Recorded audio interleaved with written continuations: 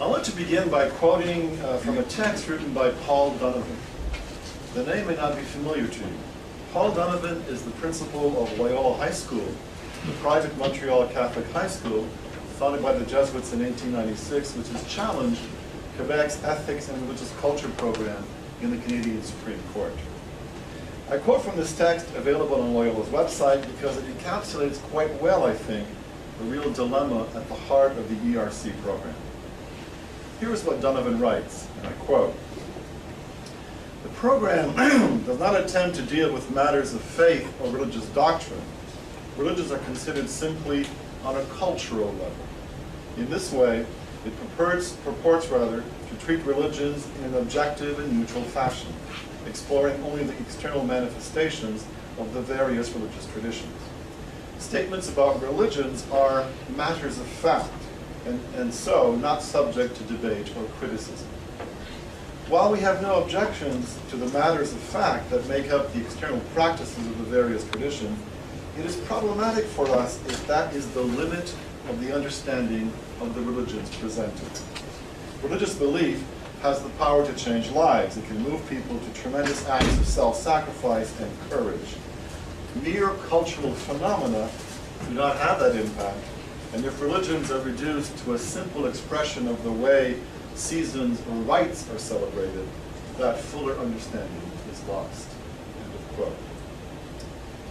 This is a rather eloquent indictment of what Quebec's flagship ERC program purports to do, which is, if I can cut it down to basics, to teach Quebec primary and secondary school students to live in harmony with those who are different from themselves.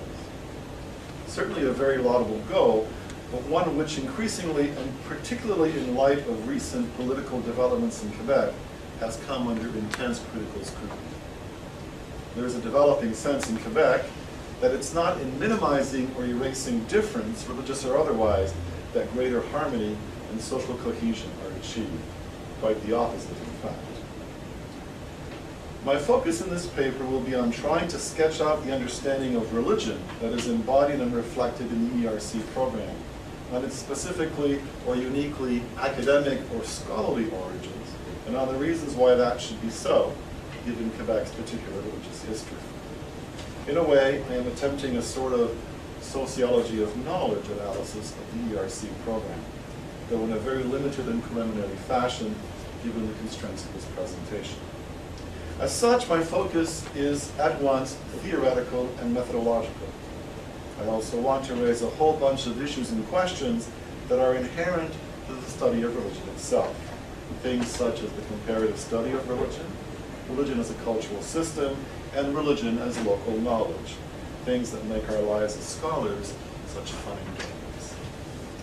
In 1999, the ministerial committee that had been set up to recommend to the Quebec government major directions with respect to the place of religion in the province's primary and secondary schools tabled its final report. It is known as the Rapport Proulx, from the name of its chair, Jean-Pierre Proulx, a journalist and academic. Among its more significant recommendations was the abolition of the confessional school system in favor of linguistic school boards, something which was put in place by the government a year later in 2000.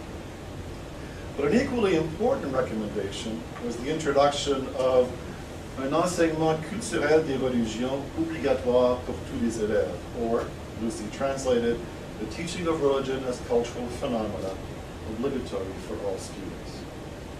This specific recommendation, an overall pedagogical approach, had in fact emanated from the work of one of the group's subcommittees, also chaired by another very influential Quebec academic, Fernand Ouellet, which had adopted a number of key principles to guide and inform its own deliberations. The first of these suggested that the study of religious phenomena be done from the special perspective of the humanities and the social sciences, or aborder les phénomènes religieux selon les perspectives des sciences humaines et sociales. All in all, one could say that these were fairly significant statements of principle and of pedagogical orientation. They certainly privileged an explicitly academic orientation to the study of religion, as well as implying, and this is important, that in a way, this orientation was the sum or totality of the religious experience. It is therefore not simply coincidental that the program's nomenclature is ethics and religious culture. Religious culture is not an expression commonly used when talking about the study of religion. We talk about religious studies, or sciences des religions in French, or even simply religion.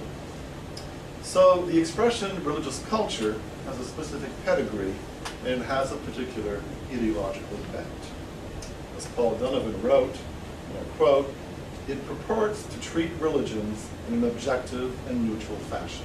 End quote. But we need to ask, is that in fact the case? When one speaks of the teaching of religions as cultural phenomena, or of approaching their study from the perspectives of the humanities and social sciences, one is saying a number of things about the nature of religion as a human phenomenon and reality. Let me highlight three. The first of these is precisely the fact of its being human, or, let me use the word, mundane in focus. Now mind you, there is nothing at all wrong with that. It is how I, and I suspect a fair number of others in this room, teach religion in our classes, year in, year out.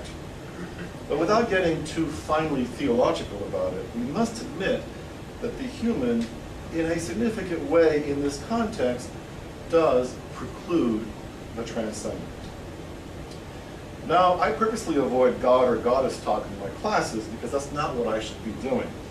But I also know that because of that, I am not giving the full story, or at least I am giving only one perspective on the story.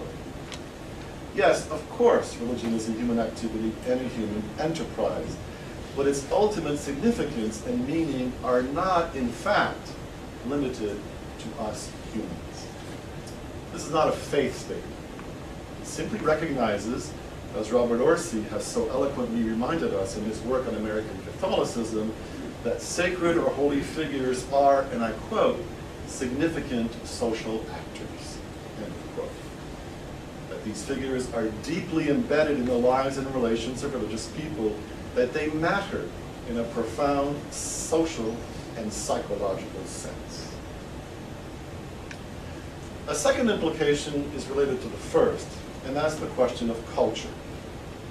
We need not get into a prolonged anthropological discussion to understand that the sort of culture being talked about in the ERC program is, at its heart, comparative. Now, I come from an academic department that prides itself in being comparative, so far be it from me to rain on my own parade. But how we see ourselves as an academic department in the sense of a long-established and valid tradition in the study of religion is quite different, I suspect, from how the gurus and instructors of the ERC program understand the term comparative. Here I return to Paul Sullivan's comment about, and I quote, the matters of fact that make up the external practices of the various traditions, end quote.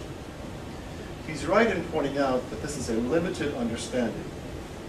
Not only is it limiting to explain religions exclusively or primarily from the perspective of common feasts, foods, and footwear, the 3 Fs, or heaven help us, the beautiful golden rule, but it is also false.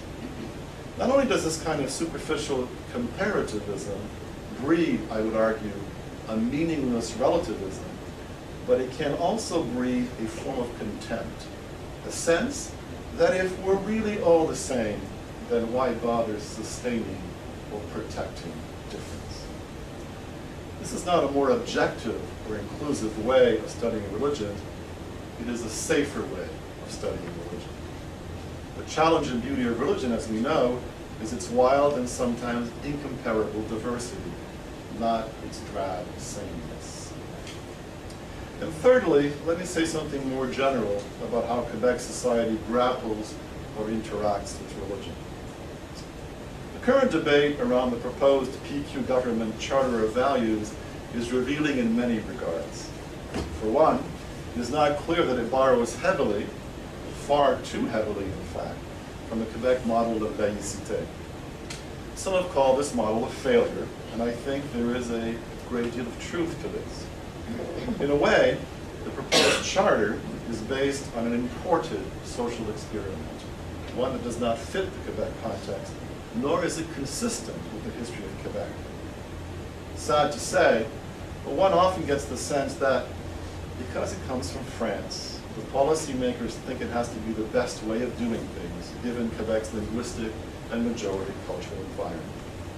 Now, sometimes that may well be the case, but at other times, not. I would argue that it is naive and ultimately not fair to Quebec itself to always look to a certain historical link in order to frame and try to unravel contemporary Quebec issues. Now, and this is my point, I suspect something similar was at work in the case of the ERC program. I mean by this a certain framing of religion as a cultural fact, something that needs to be regulated and contained, something that must remain safely academic, simply a cultural manifestation that does not really impact on this public sphere or on the collective life. In a word, a closing of the collective imagination. I want to cite an incident that occurred some weeks back when Bernard Drainville, the minister responsible for piloting the charter project, spoke about the government initiative. When asked about why Muslim women employed in the public or parapublic sectors should feel hesitant about leaving their veil aside, he responded that Catholic nuns did it at the time of the Quiet Revolution in the 1960s, so why shouldn't these women feel equally liberated about doing the same thing? Not only is it distressing that a minister should exhibit such crass ignorance about the history and complexity of Catholic culture in Quebec, but it is even more alarming that such facile comparisons should be made. What this points to, in a very vivid and dramatic way, is the level of religious illiteracy that is rampant in our societies, and that, unfortunately, often passes for enlightened and inclusive public policy. One is not sure if the pedagogical approach embodied in the ERC program will help correct such mishaps, or if rather, it might perpetuate. That is, perpetuate religious illiteracy and make it seem an expression of tolerance and inclusion. It is a well-known fact that Quebec scholars of religion, particularly certain colleagues on the Francophone side, played a critical and very influential role in the elaboration of the pedagogical and methodological approach embodied in the ERC program. In itself, that was not at all surprising, and it was very much a good and necessary thing.